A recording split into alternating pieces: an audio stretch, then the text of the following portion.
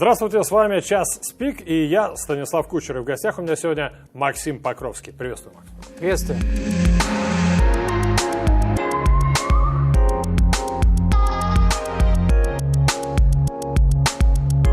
На самом деле у меня много знакомых и даже друзей музыкантов, и почему-то никому я не задал вопрос, с которого хочу начать сейчас. А именно, вот вы же на протяжении многих лет, уже больше 30 лет, выходите на сцену, поете, и поете чаще всего все-таки одно и то же. Это классные вещи, это хиты, написанные в разное время, в 90-х, в нулевых, недавно, но все равно одно и то же. Вот от чего вы ловите кайф профессионально, когда выходите на сцену? Мне вообще на сцене нелегко. Я играю на бас-гитаре, пою, еще и думаю. Но под словом «думаю» я очень быстрый. То есть, когда я нахожусь в своей, когда мы летим в космос, это я пилотирую. И, то есть, у меня огромное количество приборов, показателей, сенсоров. То есть, и для меня очень большой проблемой является новая песня всегда. То есть, соответственно, если количество новых песен дозируется, то для меня это даже хорошо. И с точки зрения любви к большим хитам, совсем большим, я бы даже больше сказал, мы недавно с моей женой Таней, мы просто поняли, за что нас вспомнят, за что меня, нас как ансамбль, и меня как автора песен вспомнят. Там, после меня, если я ничего лучше напишу. 3 песни, просто 3 песни. «Харму-буру», «Идем на восток» и «Наши юные смешные голоса».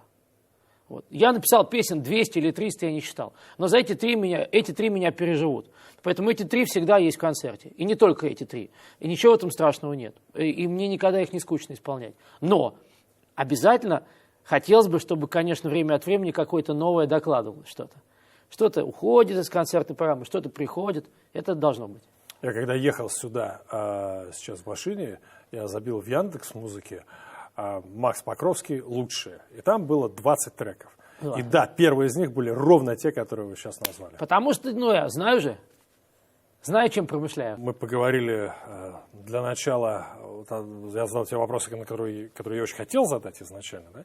Теперь перейдем уже к политике, к жизни и к ощущению себя в мире и пространстве. К политику, сексу и религии. То, что многие... Ровно то, да, о чем очень просили не говорить или не спрашивать некоторые пресс-секретари некоторых гостей нашей студии. Гостей.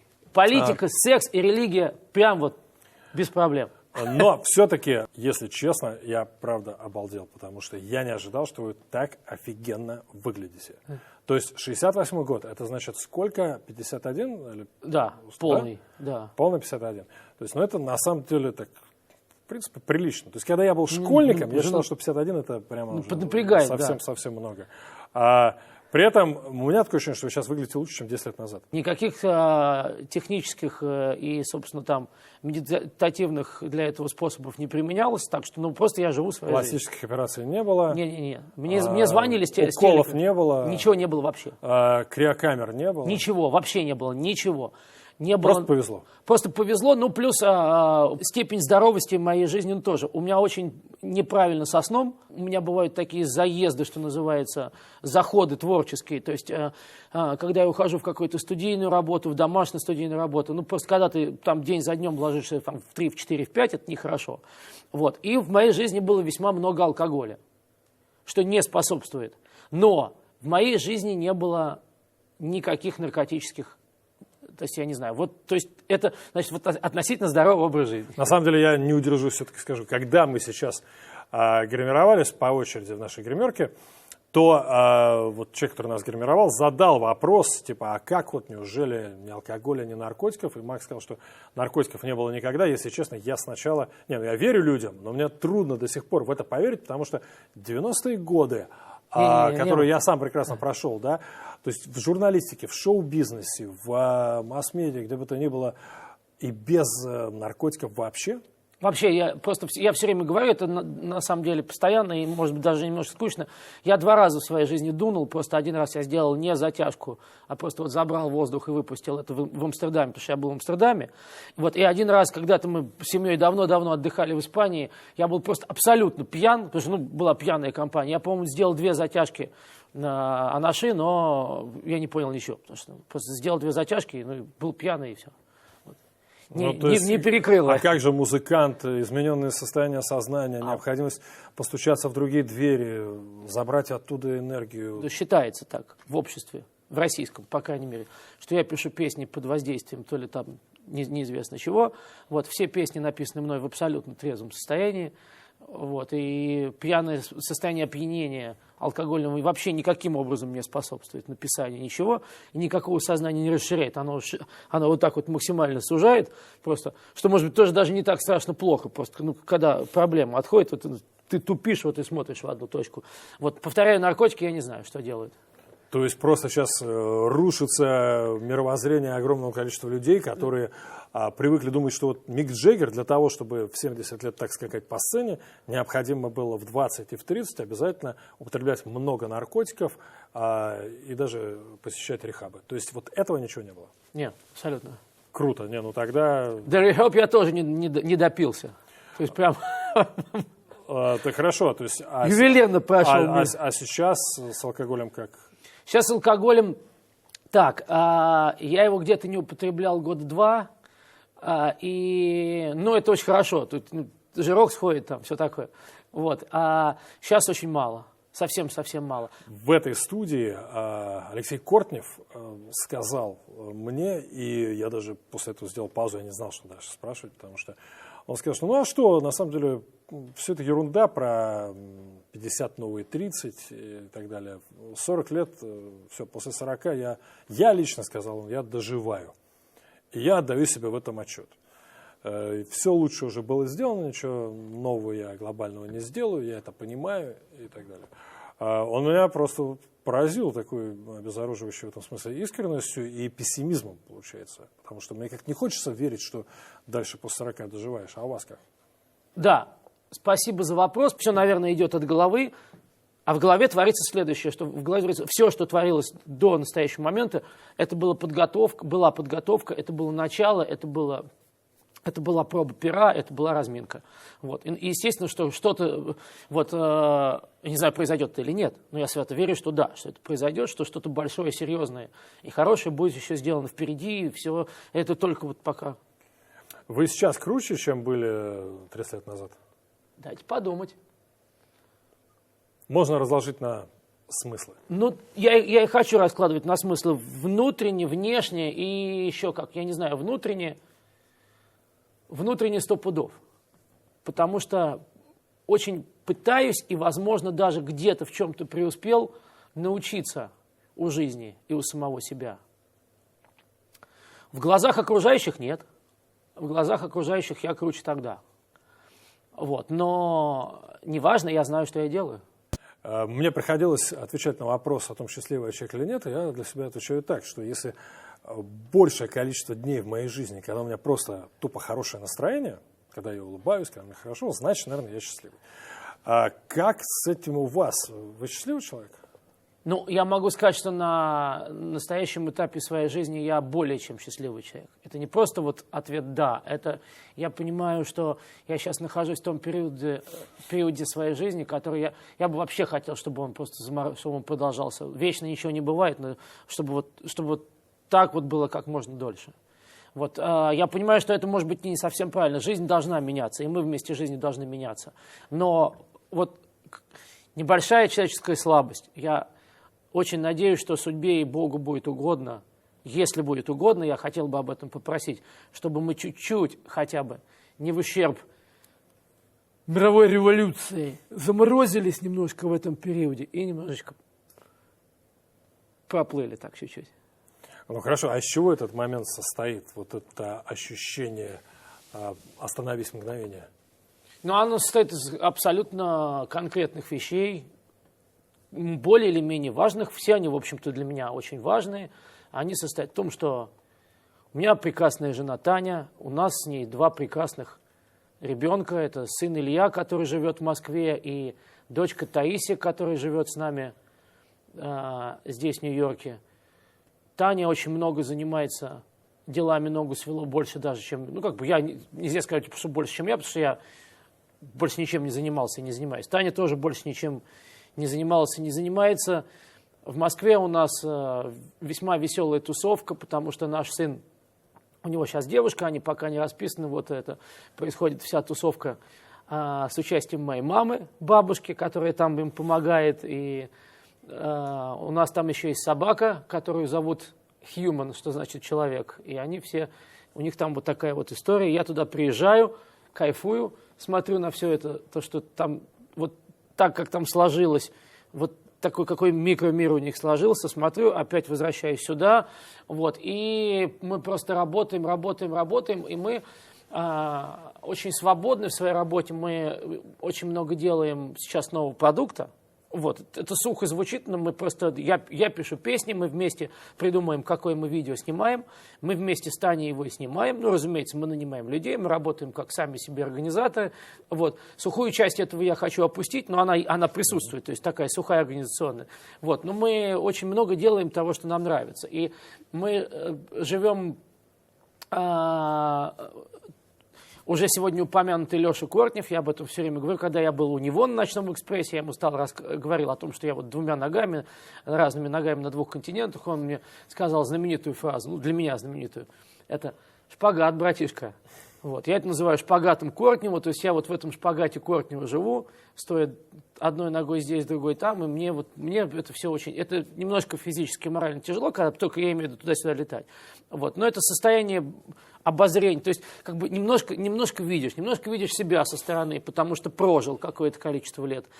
Видишь свою страну родную с другой немножечко, с другого ракурса, потому что находишься очень много вне ее, вот, и с хорошего ракурса. То есть по-хорошему, я это все говорю по-хорошему. Вот эту страну видишь по-другому.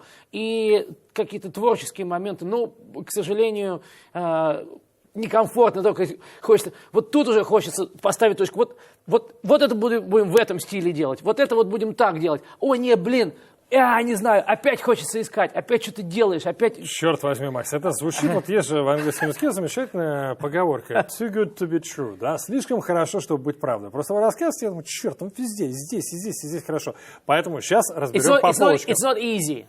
Сейчас, секундочку. Разберем не в том смысле, чтобы доказать, что все это не так и на самом деле сложно, а чтобы показать и объяснить, как это работает. Начнем тогда с семьи. На самом деле это просто потрясающе. Сколько лет вы женаты? 29. 29 лет? Да. То есть вы относитесь, наверное, к тому 0,0009%, которые живут вместе так много времени, еще делают вместе одно дело, и при этом не устают друг от друга? Это вообще самое большое счастье. Я даже боюсь об этом говорить, но вот у нас с Таней было, когда мы только-только поженились, ее родители купили ей квартирку маленькую, однокомнатную в Митино в Москве, в которой мы прожили очень много лет. И вот только мы туда переехали, просто мы сидели, особое дело не было, и телефона еще не было, выходили в автомат звонить, 15 копеек тогда уже, или еще 2 копейки было, неважно. Вот, и мы просто сидели целый день. И я тогда Тате сказал, я совершенно, вот, ты знаешь, вот меня вообще не ломает ни одной секунды с тобой. Я не устаю никогда. И вот мы можем весь день, ну, правда, мы можем быть в разных комнатах и так далее, потому что мы в кои-то веке, мы все вместе сделали, я в кои-то веке сижу и работаю в маленькой домашней студии. Вот у нас в подвале она есть, поэтому мы можем весь день провести не в одной комнате. Но даже если бы в одной проводили, никакой усталости нет совершенно. Да ладно. Нет. А у нее то же самое? Не знаю. Или вам хочется верить, что мне она чувствует так же? Мне хочется верить, но со мной сложнее, потому что у нас, я больше доколебываюсь, слышь, вот это, она может сидеть спокойный такой человек, она самодостаточный человек. Таня человек, который вот ей надо что-то сделать, она поймет, примет решение, что она что-то делает, примет решение, что ей для этого нужно, как бы и возьмет и сделает. Я же я буду, слушай, а можешь мне сделать это, в общем, от меня больше беспокойства. Ну, в группе понятно, кто фронтмен, а в семье? Это разные вещи. То есть я шумный, Но главный, я не знаю, кто главный. Главный, конечно, ну, как бы так... Не, ну можно, конечно, ответить, что у нас главная любовь и гармония. Не-не-не. Но есть все-таки Не-не, кто-то, кто принимает решение, кто может сказать, нет, стоп, вот сейчас будет так. Или такого не бывает? У нас в вещах любого калибра, почти любого калибра, у нас Таня. А я являюсь не единственным, мы тоже все вдвоем, но просто там я реально активный. В каких-то, я сейчас много о себе говорю и так далее, но в каких-то очень больших вещах. То есть, когда для этого, на секундочку, здесь собрались. Да-да-да, когда мы совершаем совсем большие повороты, вообще вот, ну, в нашей общей жизни, в нашей общей судьбе. Вот там, конечно, я очень активный парень. То есть я очень нескромно про себя и считаю и говорю, что у меня есть вот такой немножко, как мы называем, helicopter view, то есть взгляд с птичьего полета, вот, с высоты птичьего полета. То есть, ну, я не знаю, там какие-то наши переезды большие, то есть это я, конечно, их не единственный инициатор, но там такой парень, я поработал над этим. Вы не ссоритесь? Ссоримся, конечно. А как это происходит? Вы кричите друг на друга. А вы знаете, вот вы деретесь. Викинги дрались между собой, например. Я вот в одном я могу сказать одну вещь. Я сейчас не выпендриваюсь. Я немножко стал забывать. Потому что мы стали меньше ссориться. А меньше ссориться мы не знаю. Мы, наверное, стали умней.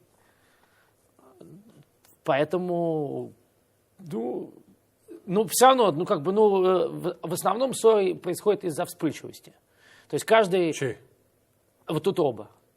Я более шумный и более вспыльчивый, но просто, тут два характера. Но вот я не вижу проблем. То есть вы стоите друг друга?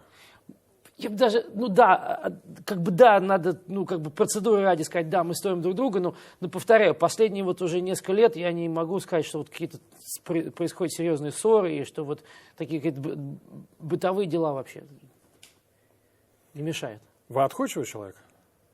Я очень. Я сразу. То есть я психую быстро и отходчивый. Вот Таня была, когда, раньше она была не сразу отходчивой, она даже сейчас тоже стала отходчивой. А у вас были ситуации, когда вы бы... Я просто спрашиваю, как человек трижды женатый и все успешно, поэтому мне просто интересен секрет семейного счастья на протяжении 30 лет. Не понимаю, но правда это очень классно. Для меня это другая планета, поэтому мне интересно. А неужели не было моментов, когда хотелось все бросить, уйти, или, может быть, вы расходились на какое-то время? Нельзя сказать, что мы расходились. У нас были... Я не полезу в эти разговоры глубоко, потому что они глубоко личные. У нас были не самые легкие периоды. Вот. Но они даже были как-то, они, по крайней мере, не были связаны, я так скажу, с кризисами в отношении наших, так скажем, супружеских, интимных, я имею в виду интимных на любом уровне, на самом высоком уровне в частности. То есть это не, если говорить простым языком, и не вилять, а просто это не было, мне как кажется, это не остывали чувства. То есть жизнь подкидывала какие-то испытания, вот, их проходили все мы по-разному, я могу сказать за себя, не все испытания я проходил идеально, вот, в данном случае я здесь, и я про себя могу говорить. Вот, поэтому, естественно, что подвергалось все испытанию. Но не с точки зрения, по крайней мере, моей тяги к ней. Круто, круто. Я 100%, никогда не давай 100%, но я больше чем уверен, что и с той стороны было то же самое. Я даже сейчас говорю это не потому, что я хочу себя убеждать в этом, а просто убедить в этом вопрос, потому что я реально настолько знаю и доверяю Таню, что просто не могу сейчас своим недоверием как-то поставить под сомнение. Просто я не имею права за нее говорить, а так, я уверен. Переходим к другой части, к кортневскому шпагату. Шпагату. Откуда он вообще возник? То есть я читал в одном интервью, что всегда хотелось большего, всегда хотелось чего-то грандиозного. И, конечно, если до этого Москва, Россия, то теперь это должна быть Америка, Нью-Йорк. И как сейчас? То есть вы где живете? Здесь. Мы живем здесь, в Нью-Йорке. Мы живем, и я большую часть времени нахожусь здесь. Вот, я, естественно, поскольку работаю, основная все-таки наша поляна – это Россия. Вот я в России появляюсь очень часто и делаю это с большим удовольствием, потому что, что греха таить, там наша аудитория, и там идет вот это все выражение, то есть, ну, как бы вот выплеск всего того, что мы сделали. Вот. Все равно 90 с лишним процентов того, что мы делаем для России, для русскоязычного рынка и так далее. Ну, вот. Русскоязычный рынок, кстати, это теперь это как аудитория нашей компании. То есть мы хотим, чтобы нас в итоге смотрели все 250 миллионов говорящих по-русски. А это 140 миллионов в России, это страны того, что называется СНГ, это плюс Европа, Австралия, Америка, огромное количество мест, где живут русскоговорящие. И это очень радует. Нас, по крайней мере. Вот. Но больше бы хотелось, надо было двигаться. Но тут история и предыстория, она вот в лоб. Кто я? Рок-музыкант. Где эта музыка появилась? И откуда все наши кумиры детства?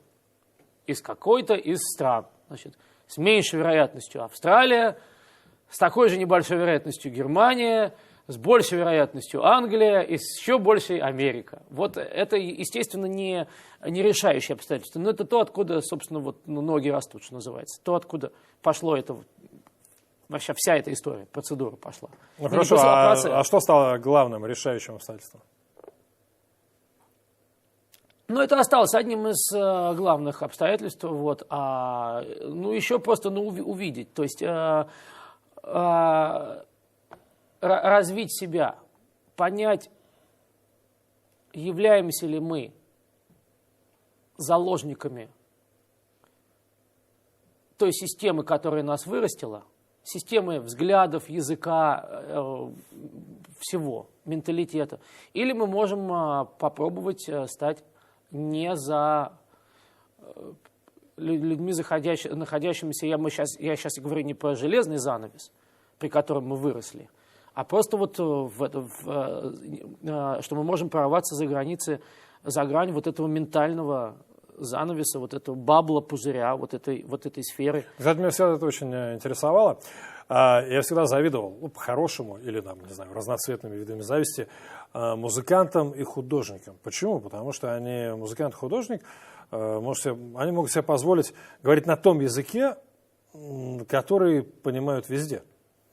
Ну, то есть, я как журналист, например, я говорю по-русски, я могу выучить английский совершенно блестяще, но все равно это будет немножко другой язык. Да? А музыкант, Маккартни тоже, опять же, уже упоминавшийся, он написал «Yesterday» и в Японии, в Китае, где угодно, все равно «Yesterday». И Рама Бахари Рамбуру то же самое. Нет, к сожалению, нет. Почему?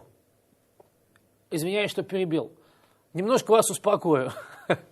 Мы, музыканты, в данном случае от вас, журналистов, недалеко. Ушли, что называется. Потому что создание песни невозможно, если это не инструментальная музыка. Невозможно вне языка. И я могу сказать, что это, кстати, одна из больших причин тоже нашего пребывания здесь, что я всегда пишу песни, изначально музыку, и написав музыку, я даже вокальную партию как-то какими-то близкими к англоязычным фонетическими комбинациями внутри себя заполняю. Это одна из причин, которой родилась песня «Хармон Буру». Вот. Но все равно песня на каком-то языке. И это настолько притягивает тебя к одному. То есть, не знаю, все равно вот можете не успокаивать, потому что все равно музыка. Есть масса людей, которые, не знаю, моя жена, например, она слушает музыку на русском, на английском, на каком-то еще, она слова слушает в последнюю очередь. А сначала это все равно музыка. Поэтому можно слушать и финский рок, и индонезийский рок, и все остальное. Да, тут, конечно, я понимаю. Да. И вот в этом смысле Гребенщиков ездил в конце 80-х, Ванесса Редгрейв, все дела, в Америку, да, и вернулся в какой-то момент, разочаровавшись, со словами, что все-таки наш уровень сильно отстает от того, что там. Макаревич вернулся, опять же, из первых путешествий, тогда же в конце 80-х, в начале 90-х, и потом рассказывал, что, черт возьми, да там, не знаю, в баре музыкант в среднем баре играет лучше, чем наши лучшие там инструменталисты-музыканты. Нас там, короче, не ждут. Именно поэтому я знаю многих музыкантов, которые попробовали там, но вернулись в Россию. В этом смысле у вас не было момента разочарования какого-то, понимания того, что вот в России я все, а здесь что, один из многих? Окей, мне Очень интересно это слушать и очень интересно на это отвечать. Начнем со второго. Момент разочарования, что Россия все, не было никакого, потому что не было никакого очарования. То есть я шел на это с открытыми глазами, в весьма зрелом возрасте. В свои глубокие 40, мои форис. Соответственно, ну уж, и сказало мне это столько людей, когда мы все свои телодвижения совершали. Кому вы там нужны? Вот столько было умников, которые мне это сказали. Но это не самая интересная часть. А интересная часть это как раз странно. Я не знаю, Андрей Вадимович, если именно так и говорил, и если это была одна из причин, и для Бориса Борисовича, если это была одна из причин, как бы не продолжать работу, в частности здесь, что здесь музыканты высокого уровня, то, если это так, я хочу и свято верю пока что это не так, что я имею в виду в башках этих уважаемых мужиков, это не так. Но если это так, это проблема. Их проблема. Я просто так говорю, потому что я этих двух господ пипец как уважаю. Дело ведь не в том, как у тебя быстро бегают пальцы, а дело в том просто, как ты живешь, как через тебя этот мир проходит. Дело в том, как ты вживаешься ты или не вживаешься, становишься ли ты частью, остаешься ли ты тем самим собой в этом обществе, вот это, наверное, даже правильный фраг, остаешься ли ты тем, кем ты был в этом обществе, независимо от общества. Мне сейчас немножко сложно формулировать, у меня мысль бежит, да, а язык не успевает. Это главное. Это главное, что вот как бы, в этом фишка. Не в том, кто как играет. А зачем тогда вообще потребовался, все равно Нью-Йорк и Америка? Америка, вот как бы это я и пытаюсь. Наверное, все-таки дешевле, например, делать все равно в России. Студии, музыка. Это как сказать. Значит, по идее, как бы принято считать, что да. И по идее мы могли бы сейчас условно так и договориться, потому что, опять же, суть не в этом. Дешевле в России, но здесь, дух, как бы, я говорю не только о музыке. У нашей семьи было огромное количество причин перебраться сюда. У нас здесь дочка учится, прекрасно учится. У нас просто какая-то здесь своя история. Нам просто интересно здесь, хорошо. Но вот эта фишка, что дороже, уже давно ничего не дороже. Уже, по крайней мере, у нас в Москве, мы просто, когда мы, я не знаю, делаем какие-то элементарные работы, не знаю, мы нанимаем актера на эпизодическую роль в нашем видеоклипе. Да? Мы нанимаем, если нанимаем, когда Таня сама делает, то там, я не знаю, визажиста сделать мейкап. Мы здесь обычно не нанимаем стилиста, а покупаем сами одежду, там смотрим, выбираем и так далее. У нас хватает. Вот. Но тем не менее, мы недавно делали в Москве фотосессию нашего коллектива «Ногу свело». Наняли визажиста. Блин, чуваки, материться нехорошо в общественных местах. Тем более не очень хочу говорить, когда и кто, но просто чтобы, мало ли девушка увидит, обидеться не хочу. Она столько денег взяла, и так нам... Москва не дороже Нью-Йорка. Короче, Москва сейчас дороже Нью-Йорка. Дороже Нью-Йорка. Если ты живешь здесь и знаешь, что здесь раки там по 3, а там по 5 и так далее, если ты немножко хотя бы разбираешься, где что лежит, здесь все намного дешевле. Окей, не намного, но здесь дешевле. Хорошо, но тем не менее, жить здесь, просто снимать жилье или покупать жилье намного дороже, чем в Москве. Здесь в Нью-Йорке дешевле 3000 ничего серьезного, тем более на семью не возьмешь в месяц. Да. А в Москве за эти деньги можно жить в 5-комнатной квартире. Не, можно разное дело, но тут такая история. Тут, конечно, ты за что-то платишь в своей жизни. И потом, опять же, если как-то умно решить вопрос, то его можно решить. Он все равно в смысле, я сейчас так хитро смотрю, бесплатный сыр бывает только в мышеловке. Но вопрос... Хорошо, а как вы здесь живете? Это несколько совершенно простых приземленных вопросов. У вас дом, квартира, вы снимаете, вы купили? Не, у нас так. Мы просто, у нас принято решение, стопудовое принято решение, мы об этом публично не говорим. Да, у нас есть, где мы живем, у нас то место, в котором мы живем, те апартаменты, которые мы занимаем физически, они у нас находятся на очень хороших условиях, потому что нам так просто удалось сделать. Вот, то есть мы за свое пребывание, вот за арендование того маленького этажа, в котором мы живем, плюс еще у нас есть маленький подвальчик, мы на это, мы так решили. Вот, просто это маленькое ноу-хау, вот, я потом вам вне кадра расскажу, в кадре я этого говорить не буду. Просто не хочу и все. Это решение семьи, это не мое решение, общее. Вот. Это такой покровский лайфхак. Получается. Специальный ноу-хау. Оно очень простое, просто, вот. Но вы не потеряли в уровне жизни, я сейчас имею в виду материальном, по сравнению с Россией и Москвой? Вот как бы вот благодаря этому лайфхаку мы не потеряли. Мы ничего не, немножко потеряли. То есть та жилплощадь, которую мы занимаем, она меньше. Наши санузлы меньше, наши комнаты меньше. Вот. Но уже то, что они у вас во множественном числе, говорит о том, что вы все-таки... не в самом ужасном положении. Комнаты у нас в любом случае, естественно, это во множественном числе. Санузлы, безусловно, да, это хорошее. Вот, их немного. Их не намного больше, чем 2, их просто ровно 2. Вот, и они маленькие, вот, но вот просто вот я ни разу не прибедняюсь. Нам все очень хорошо, нам все очень нравится, и я 300 раз готов это упоминать. Нам было немножко тяжело, пока у нас не было подвальной студии, вот, потому что это не просто студия, там можно находиться. Вот мы даже там репетируем. Смотрите, теперь уже не о материальном. А что вам дала Америка? Вот вам лично, в вашей семье? Так много она дала, то есть... дает. Во-первых, она дает нам взгляд на Россию другой. Вот другой и все. Это очень важно. Ты когда ведешь тачку, ты изнутри смотришь. А снаружи движение на улице по-другому воспринимается. А если на вертолете летишь, как гаишники, то совсем уже четко все видишь. Детали не видишь, но в общем видишь. Вот. Во-вторых, конечно, просто она дала нам, можно много говорить, я так вот хожу. Вот молодежь, вот в наушниках все время ходит. Наушники. И очень часто даже поделиться, вот, послушай, что я. Нельзя музыку слушать одним ухом. Нельзя. Вот так вот, вот так, вот полная картина. Картина... Понятно, что две страны, Россия и Америка, это далеко не весь мир. Это мама родная, какой не весь мир. Но именно плоское восприятие мира помог пережить нам вот этот движ в Америку. Тут опять не важно, то есть мир он вот такой, да, планета, шарик, он 360 градусов. Вот ты когда стоишь вот так вот, ты стоишь на одной точке.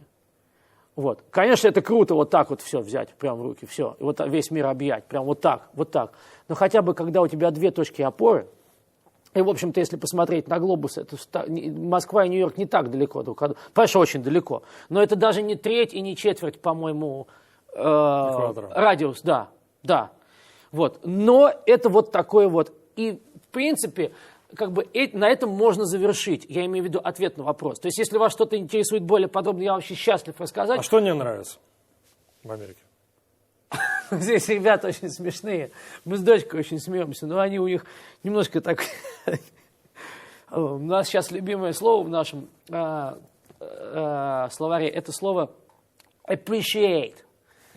Для тех, кто не знает значение слова, это как вот, понимать, оценивать по достоинству. Да. Ценить там, да, как уважительно. Я даже не знаю. Вот, то есть в разное время у нас разные слова в обиходе, слово appreciate, то есть мне прям все, тут ребята немножко говорят и мыслят штампами. Вот, у нас сейчас последние несколько месяцев в нашей семье происходит под эгидой, тролление этого слова appreciate и appreciation. Appreciate it. Я не знаю, это очень сложно объяснить, это внутренняя такая у нас веселая история. Вот, американцы смешной народ, по-хорошему смешной народ. Вот, но я не могу сказать, что это просто смешно. Вот, они другие чуть-чуть. А что-нибудь раздражает, выбешивает? Есть такие вещи? Вам не скажу за всю Одессу. Но в Нью-Йорке какие-то вещи, конечно, тяжелые. Например? Но один из самых главных примеров ярких, это мой стандартный пример, но он такой прям вот он. Это, все знают, а кто не знает, знайте. Я в России не активный борец, что прям вот борюсь, там, хожу на митинги, но типа я активно поддерживаю сексуальные меньшинства. Здесь, в Нью-Йорке, я говорю именно в Нью-Йорке, даже не в штате Нью-Йорк, а в городе Нью-Йорк, я этого не делаю, потому что здесь меньшинства тебя сами поддержат, когда надо, если тебе надо. Просто здесь этого немножко too much. Просто все то же самое, ребята, со всем тем же уважением, со всей той же толерантностью, со всем тем же пониманием о том, что gay people во всех объемах, там, гей, лесбиян и так далее, все это прекрасные совершенно люди, имеющие право на такое же счастье и так далее, и так далее. Просто здесь этого немножко too much. Вот, хотелось бы, это как вот такая прямота, ты сидишь в метро, и вот, я не знаю, рекламу, я не знаю, что вспомнить рекламу, по-моему, это белье постельное, по-английски linen. Это постельное белье, вот от слова Бруклин, значит, сделали Бруклин. Вот, значит, картинки, как обычно здесь вагон метро, рекламирует один вагон, рекламирует один какой-то бренд. Его уклеивают разными. И вот, значит, счастливая парочка тут, и счастливая, значит, вот тут укутались. Обязательно гей-пара должна укутаться, обязательно. То есть вот это нужно, это, значит, вот галочку поставили. Ага, значит, вот здесь мы вот так. А раньше была реклама очень... А вас это раздражает? Мне кажется, этого много. Мне кажется, этого много, потому что видно, что это сделано для галочки. И вот то, что это сделано для галочки, я не могу сказать, что меня раздражает, но маленько, так скажем, маленько подбешивает. Мы сейчас разговариваем, записываем этот разговор в момент, когда в Москве некая компания людей, включающих доярок, кочегаров, артистов и так далее, сидит и ломает голову над тем, как должна выглядеть конституционная реформа, предложенная Владимиром Путиным, да? И я вот как раз сегодня прочел, что одно из предложений поступивших, да, оно звучит так, что в Конституции должно быть прописано, что семья – это союз мужчины и женщины. Получается, мы приходим к тому, что вы тоже считаете, что семья – это только союз мужчины и женщины? Ну, смотрите, тут мы просто, это я сейчас себе так, мы немножко переходим в другую стадию разговора. То есть мы сейчас говорим о том, как я отношусь к союзам однополых существ. Ну, да, в том числе, почему нет? Мы же в Нью-Йорке. Нет, я это в Москве скажу спокойно и громко, это совершенно без проблем. Я просто, я сейчас свой мозг в порядок привожу. Я 100 пудов считаю, что семья может быть какая угодно. То есть это... Я сам себе эти вопросы задавал, если честно, потому что когда, допустим, я видел, скажем, целующихся мужчин на улице, да, то меня это в какой-то момент коробило, да, и потом я себя спрашивал, а почему, если я вижу мужчину и женщину целующихся, меня же это не коробит, поэтому либо я толерантный, либо нет. Нет? Я вам сейчас помогу. Это я все про белье, про рекламу белья. Тут либо так, либо сяк, нет? Один момент. Вам может что-то лично нравится или не нравится физически. Вы можете манную кашу любить, а гречневую нет. Или наоборот, обычно манную не любят. Да, это мой случай. И если вам в детском саду дают манную кашу, ваша задача просто не громко не орать, что она противная, и не делать рвотных позывов. Вот. Но вы не обязаны ее любить, эту манную кашу. Поэтому если вам неприятно смотреть на целующихся мужчин, то я могу честно сказать, мне тоже особого наслаждения, я прям вот так вот, это не доставляет. Более того, я не очень вообще хочу видеть целующихся мужчин, и, наверное, для них должны существовать те же нормы, писанные и неписанные законы, что и для всех остальных. Если ходят, обнимаются парочки, да, девушка и молодой человек, значит, куда деваться?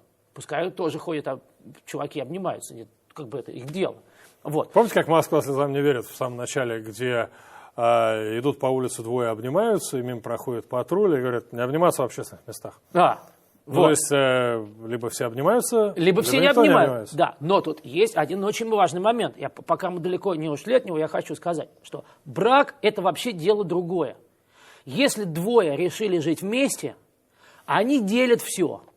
Они делят бабло, собственность. Нужно, чтобы кто-то ухаживал. Нужно человек, вот здесь сейчас придешь к врачу, спросит, кто контактное лицо, если с вами что-то случится? Кто за вас принимает решение?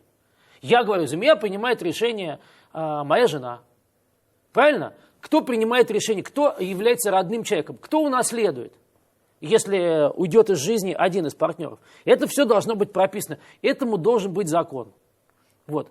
Если, не говоря уже о том, что... Я сейчас понимаю, что я немножко прыгаю по степени значимости. Но мы помним все про ракету «Ногу свело». Да, такие скачки. То есть, вообще проявление однополого союза. Любви однополых существ, это в принципе, это же прекрасно. Я извиняюсь, что я так быстро поменял тему. Это мирный контроль рождаемости. То есть, это прекрасное изобретение природы.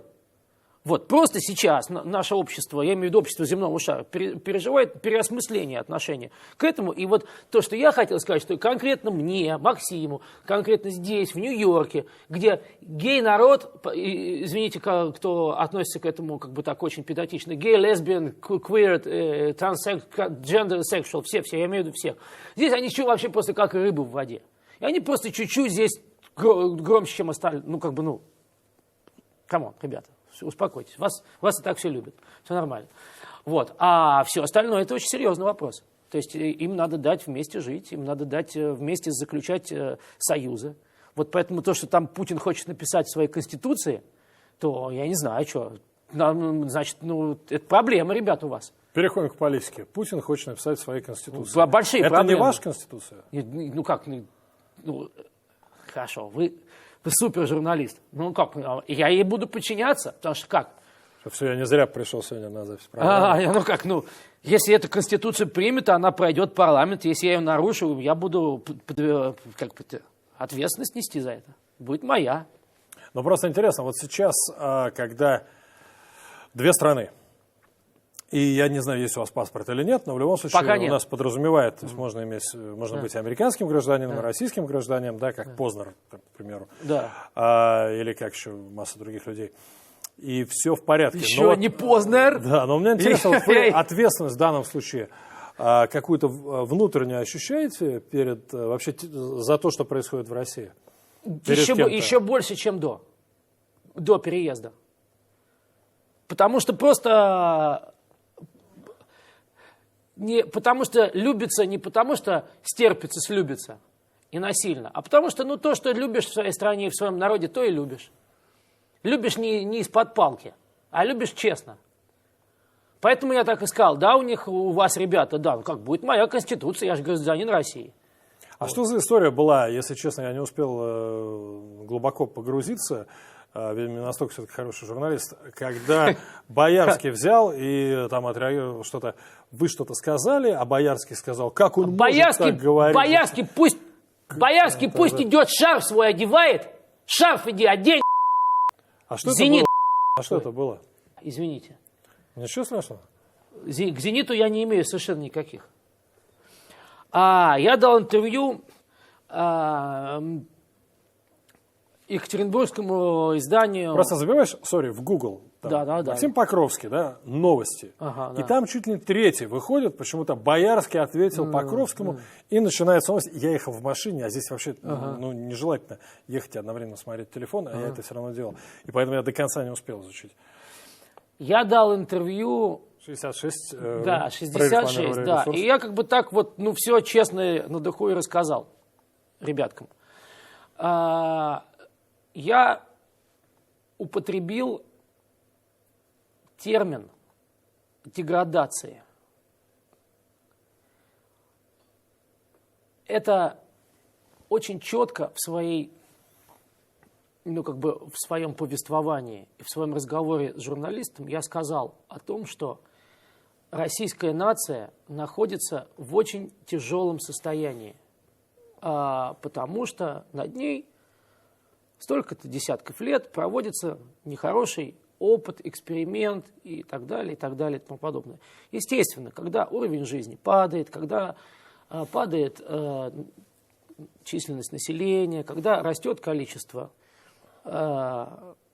падает зарплата, ну, неважно там что, в смысле, все это очень важно, я имею в виду, я просто правильные слова подбираю, да, когда происходит то, что происходит, когда процент больных алкоголизмом растет и так далее, и тому подобное, это называется движением вниз.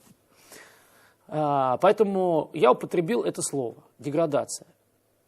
Очень четко в рамках одного повествования сказав, что наш народ действительно прекрасный, милый, талантливый, великий, остроумный народ, несмотря на все, на это, на то, что с ним происходит, он держится. И это была моей основной мыслью. И я также сказал о том, что в трудные моменты, ну так получилось, и слава богу, что так получилось, особенно вот когда прошлым летом были эти все события, я был вместе со своим народом, я часть нашего народа. Эти ребятки сделали очень хорошую вещь, они там частично взяли, частично не взяли, то, что я сказал. Причем ребятки из этого издания 66, они весьма четко все это разложили, ну так как бы чуть-чуть где-то что-то упустили. Не прислали нам на утверждение этот текст, не оповестили нас о том, что этот материал публикуется, вынесли в заголовок там то, что было в заголовке, я сейчас не буду его цитировать. Вот. И потом уже остальные издания просто подхватили, ну как бы делая экстракт из экстракта. Вот. Ну, короче, получилось, что Покровский обосрал родину. Покровский обосрал свой народ, Покровский сказал, что вот, и типа, Покровский уехал в Америку и сказал, что русские деградируют. И все. И там вот и есть вот эти придворные, ну, как эти, комментаторы, в число которых входит, видимо, и Д'Артаньян. Вот. А вообще нет ощущения, что, потому что я знаю людей, у которых периодически это ощущение возникает, что вообще весь мир деградирует. А вон в Америке что происходит? Трамп полстраны не понимает, что делать. В Турции что происходит, которая возвращается к авторитаризму, побывав пару десятилетий демократическим государством. Такое ощущение, что вообще мир с ума сходит. Нет? Ну, есть, такого? конечно, немножко сходит. Вот. И как вы себя в этом ощущаете? Как? Ну, его же не изменишь. В этом мире, который стремительно сходит с ума. Ну, как, выживаем. Ну, что еще он сходит с ума? Он просто меняется очень сильно. Мы должны просто попробовать за ним успеть. Немножко разные вещи. Тут я бы не валил все в одну кучу. В Америке ситуация с Трампом такая, какая она есть. И в Америке пришел вот такой смешной товарищ. И в Америке, я как говорю, интересно, доживу я до какого-нибудь выпуска Tonight с Джимми Фэллон или Late Night с Сеф Майерс, когда не будут смешивать, равнять с землей Трампа. Вот. Здесь своя история. Этот мир переживает кризис, так скажем, кризис толерантности. То есть, когда здесь все бульканье, вот эти пузырики, они вокруг вот того, что мы обсуждали вот буквально там одну тему назад. Как здесь меняется отношение общества к гей-сообществу, как здесь вот такой смешной товарищ, как Трамп, выходит. Ну, сейчас процесс импичмента запущен. Вот. Демократическая система, как она работала, так она и работает. Я уж не знаю, как она раньше работала, я небольшой эксперт по Америке, но, по крайней мере, могу сказать одно, что здесь эта система работает. Здесь про Трампа можно сказать, если это все в рамках закона свободы слова, здесь присутствует, все здесь нормально присутствует. Так что Америка сходит с ума по-своему. Совершенно по-своему. А вот как сходит с ума по-своему Северная Корея, это другое. И как Северная Корея сходит с ума, не надо сравнивать с тем, как сходит с ума Америка. У Турции свои дела. В Европе какая-то своя история. Я, как гражданин России, как дававший интервью в России, российскому изданию, говорящий о том, где я вырос, где я работаю, где я пою свои песни, и то, что я очень хорошо люблю и знаю, я говорил конкретно про то. И я хорошо знал, о чем я говорил. Вот и все. В какой-то момент нашего разговора вы сказали, Бог даст. А верите в Бога? Ну да. А что для вас это значит?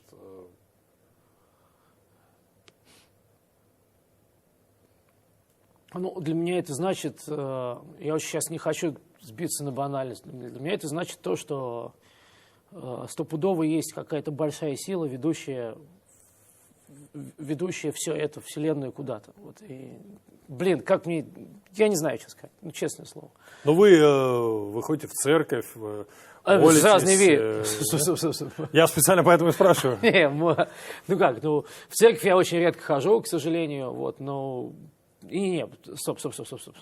Но это немножко разные вещи. Ну вот это и хорошо, потому что Да. есть люди, которые считают, что это абсолютно одно и то же. Более того, есть люди, которые считают, что да, безусловно, сила как это ведет Вселенную, но при этом я абсолютно атеист. Кстати, тот же самый, вот уже в третий раз вспоминаем Лешу Кортнева, он примерно так сказал.